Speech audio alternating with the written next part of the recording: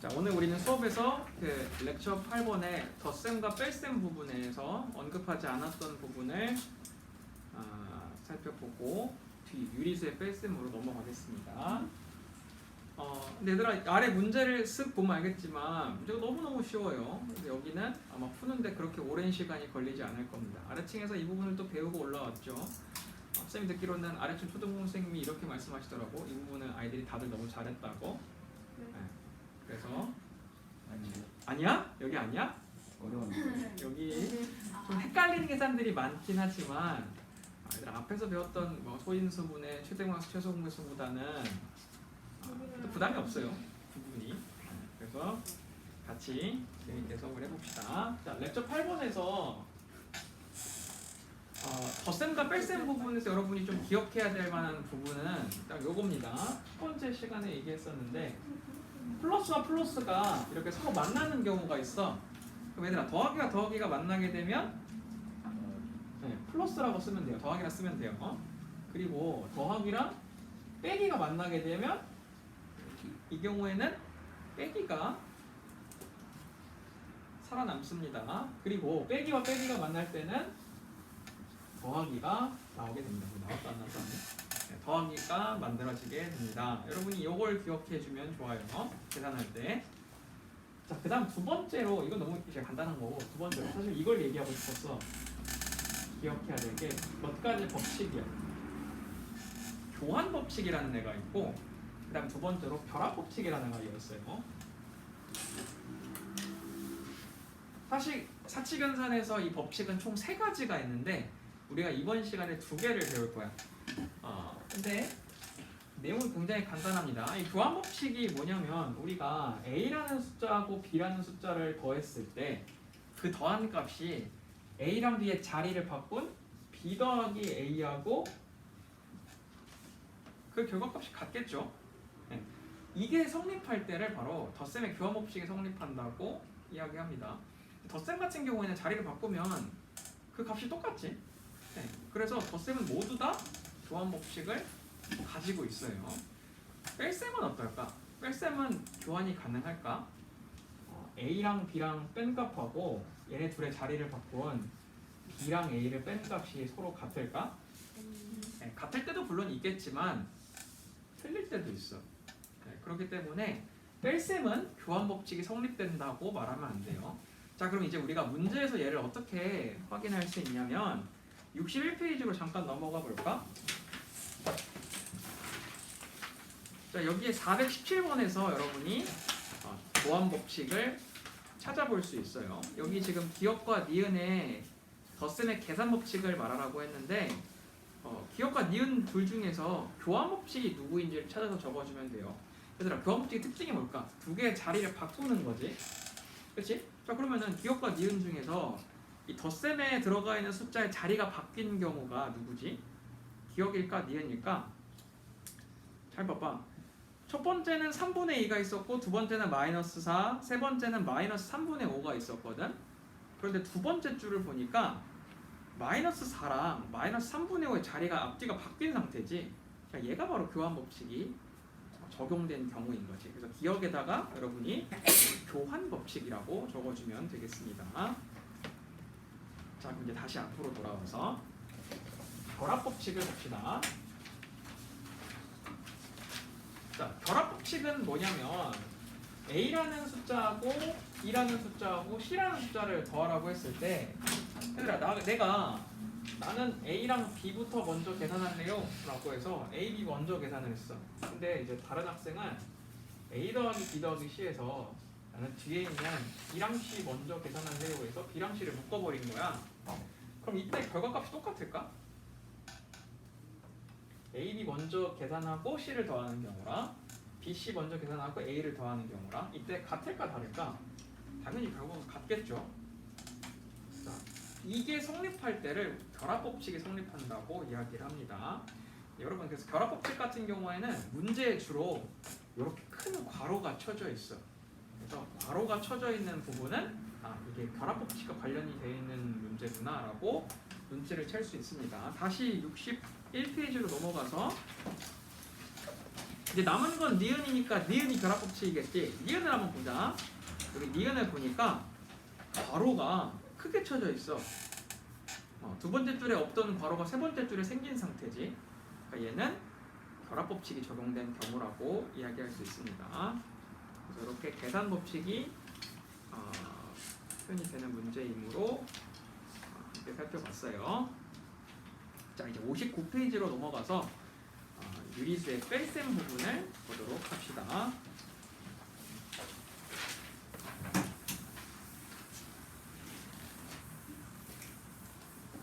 여러분과 덧셈 어떻게 하는지 뺄셈 어떻게 하는지 알려주는 건 의미가 없을 것 같아요. 그래서 바로 382번의 문제들을 풀어보도록 하겠습니다.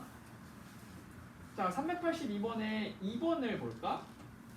여기 보면 마이너스 9 그리고 마이너스 2 그리고 마이너스 플러스 4라고 적혀져 있어요.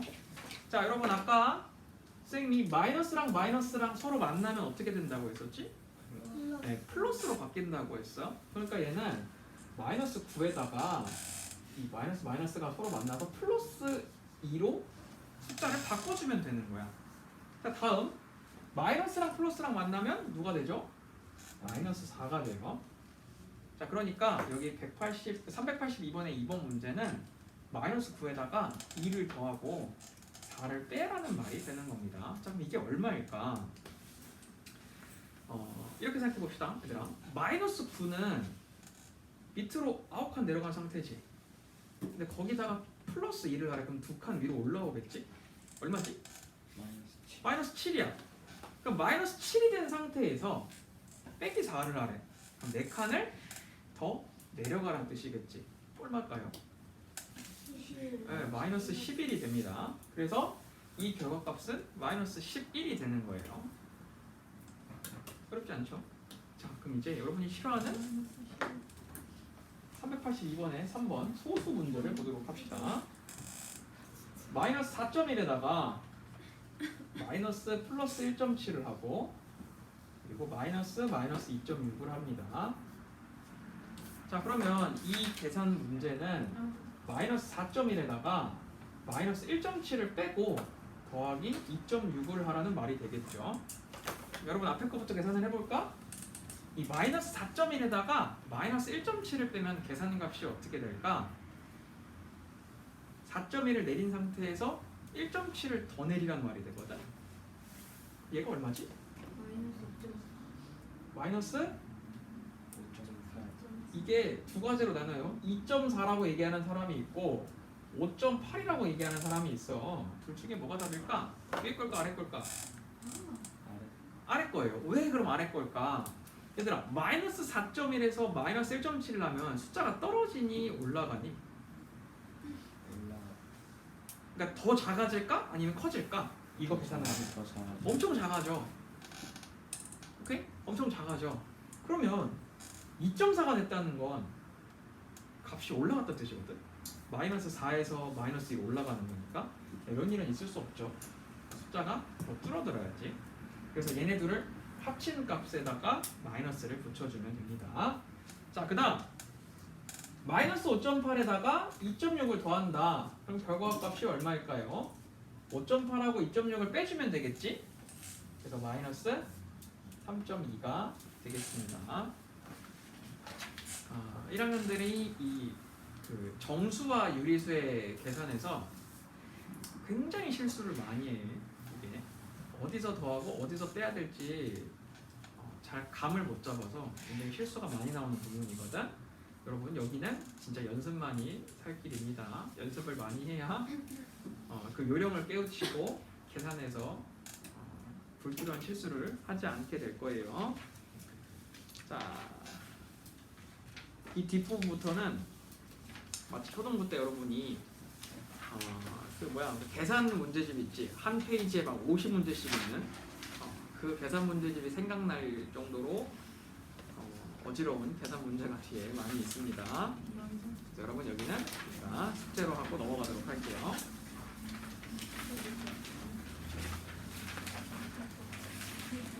자, 렉처 9번으로 넘어가 봅시다. 근데 얘들아, 렉처 9번은 선생님이 방금 이렇게 빨간색으로 바꿔서 푸는 거 있지? 어?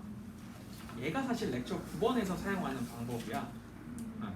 그러니까 선생님이 지금 아까 이 382번 풀 때 사용했던 방법이 렉처 9번에서 구호를 생략해 가면서 푸는 문제거든.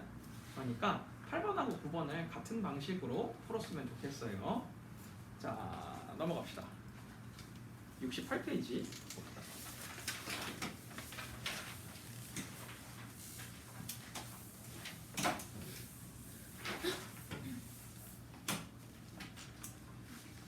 자, 68페이지부터 한번 해봅시다.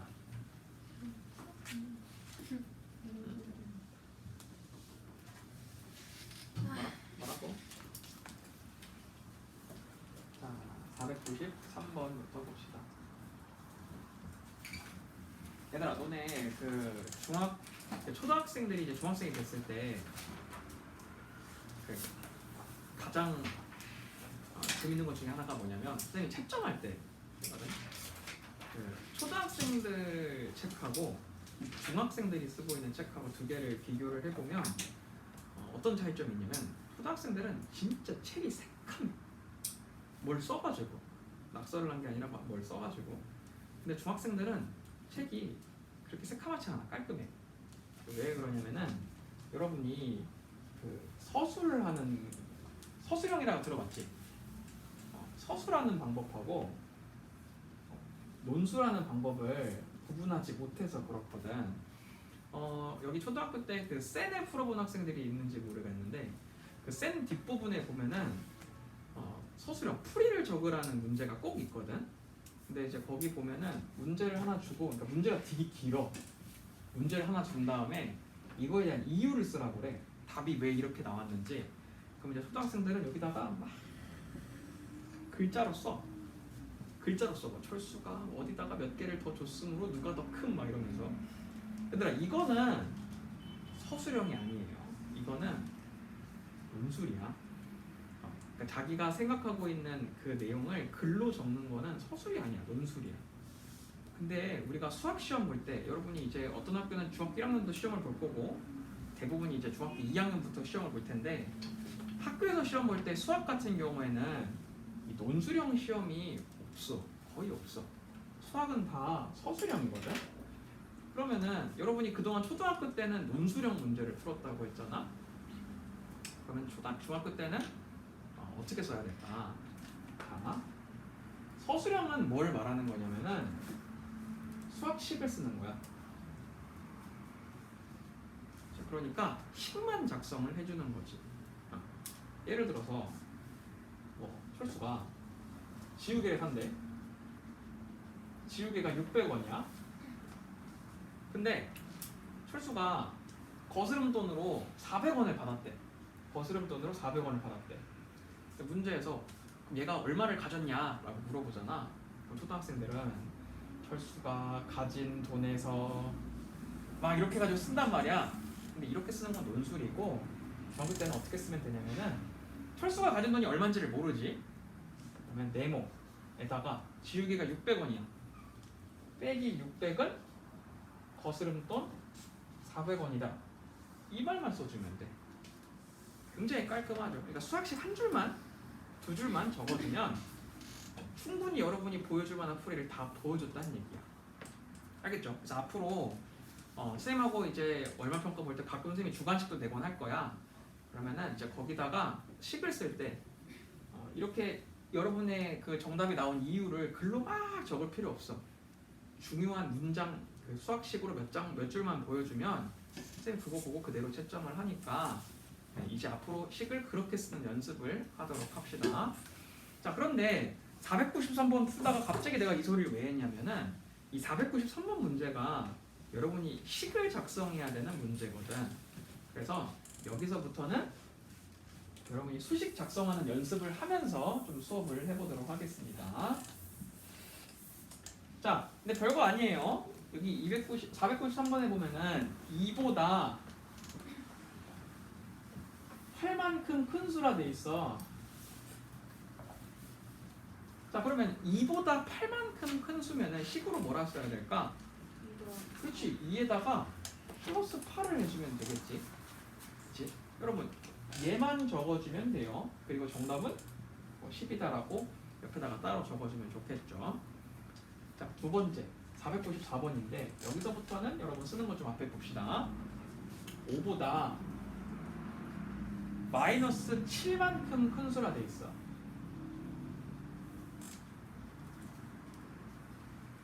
여러분 식을 작성할 때 누구랑 누구를 더해야 되는 거야? 5하고 마이너스 7을 더해줘야 되지. 큰 수라고 했으니까 이 크다는 말은 더한다는 의미거든. 자, 그러니까 5보다 마이너스 7만큼을 더해라 이 말인 거야. 그럼 쓸 때 일부 학생들이 식을 이렇게 써. 이렇게. 아니면은 이렇게 쓰곤 해. 근데 얘들아 이거 맞긴 하거든. 이거 둘 다 맞는 답이긴 해. 자, 그런데 정답으로 하기엔 조금 아쉬워요. 왜냐하면은 자, 얘를 봐봐. 네, 우리가 앞에 그 공부했던 책에서 혹시 이렇게 답 그 문제가 쓰여져 있는 경우를 본 적 있니? 아마 없을 거예요. 왜 이거는 그러면 정답으로 조금 아쉽냐면은 얘들아 이렇게 지금 가운데에 있는 부호가 플러스와 마이너스가 함께 붙어 있지. 그치? 수학식을 작성할 때 이렇게 두 가지의 부호를 같이 붙여 놓으면 안 돼요. 자, 그럼 어떻게 하면 되냐면은 여기다가 이렇게 가로를 쳐주면 돼. 그래서 여러분이 그 앞에서 풀었던 문제들을 보면 뭐 여기 지금 511번만 봐도 있긴 하네. 이렇게 다른 문제 없는 괄호가 쳐져 있지. 이 괄호가 쳐져 있는 이유가 뭐냐면 가운데 부호가 서로 다르기 때문에 그런 거야.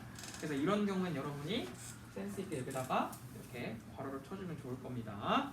509번, 511번, 512번, 505번, 506번 이런 데 보면은 괄호가 다 쳐져 있어요. 왜냐면 가운데 부호가 두 개가 같이 나와 있기 때문이야. 자, 요거 나중에 좀 확인 좀 부탁합니다. 자, 그러면은 이 494번, 5번, 6번, 7번은 두 개의 숫자를 적어놓고 큰 수라고 했으니까 가운데다가 더하기를 적어주면 되겠죠. 반대로 498번부터 502번까지는 두 개의 숫자를 적어주고 가운데다가 빼기를 기록을 적어주면 되겠습니다. 자, 이거 식 쓰라는 게 아니라 식 쓰고 답까지 구하라는 거야 얘들아. 식만 쓰고 넘어가면 안 돼요. 자, 그러면은 오른쪽에 503번의 네모를 보도록 합시다.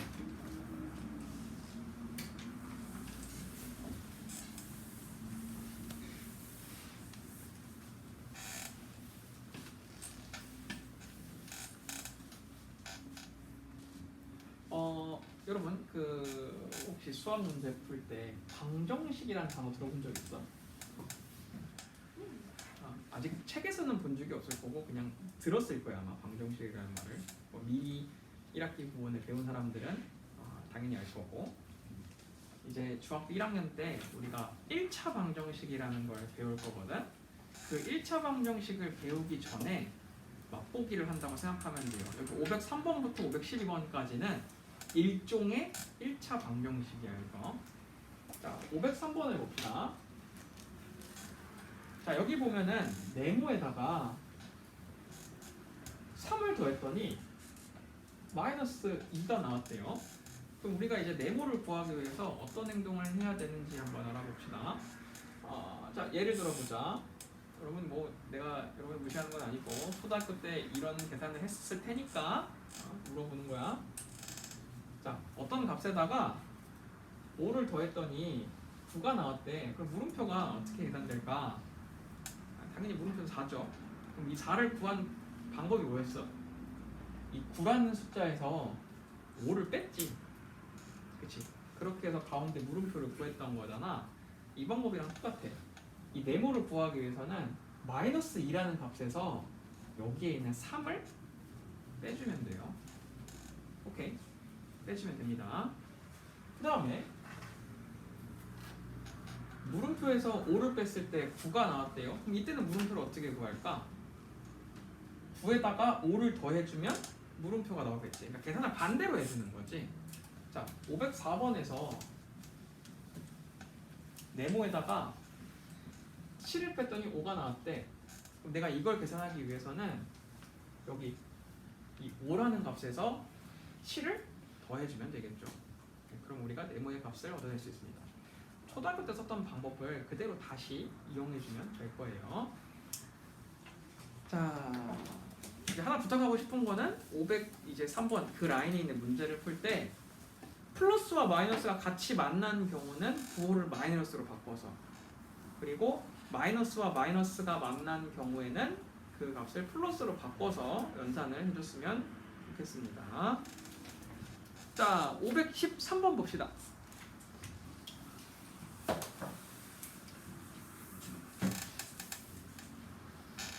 얘가 정말 그 시험에서 주로 서술형으로 나올 수 있는 문제예요. 자, 왜냐하면은 전형적인 수학식을 작성해야 되는 문제거든. 자, 한번 작성을 해볼까요? 어떤 수에 5를 더해야 하는데, 근데 잘못해가지고 어떤 수에다가 5를 뺀 거야. 그렇게 해서 나온 결과가 마이너스 8이래요. 여러분, 이걸 우리가 수학식으로 한번 작성을 해보자. 어떤 수는 뭐라고 해야 될까? 당연히 모르는 값이니까 네모라고 놔야 됩니다. 그럼 내가 네모에다가 5를 더해야 하는 거야. 이게 이제 정답이야. 근데 내가 실수로 네모에다가 플러스 5를 뺀 거야. 오케이? 제가 여기다 괄호 쳐줄게요. 그랬더니 나오는 값이 얼마냐면은 마이너스 8이랍니다. 자, 지금 내가 이거 식을 제대로 쓴 거죠. 그럼 두 번째 식을 다시 한번 써볼게. 얘는 더하기랑 빼기랑 만나면 빼기가 된댔지. 그래서 얘는 네모 빼기 5가 마이너스 8이 되는 거야. 오케이? 자, 그럼 얘를 가지고 우리가 구할 수 있는 건 먼저 네모 값, 즉 어떤 수겠지. 자, 얘들아, 네모가 얼마일까? 네모가 얼마일까요? 마이너스 3. 네, 마이너스 3입니다. 왜 마이너스 3일까? 이 마이너스 8에다가 이제 5를 빼서 마이너스 8이 나온 거니까 네모를 구하려면은 마이너스 8에다가 5를 더해줘야 되겠지. 그치? 그러니까 얘가 마이너스 3이 된 겁니다. 그래서 어떤 수가 마이너스 3이 된 거야. 자, 2번을 보니까 바르게 계산을 하라고 하네요. 자, 그럼 이 마이너스 3이라는 네모를 바르게 계산하라고 했으니까 여기 정답에다가 집어넣어줘야 되겠지. 네모에다가. 자, 그럼 정답이 얼마인지 나오게 될 겁니다. 자, 이렇게 수학식을 직접 기록해야 되는 문제들, 이런 문제들 여러분 잘 풀어줘야 해요. 서술형 대비를 위해서.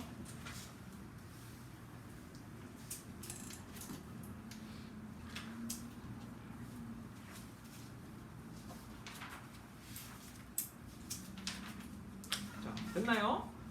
자, 그럼 여러분 여기까지 잠깐 정리하시고 우리 잠깐 쉬었다가 수업도 이어서 하도록 하겠습니다.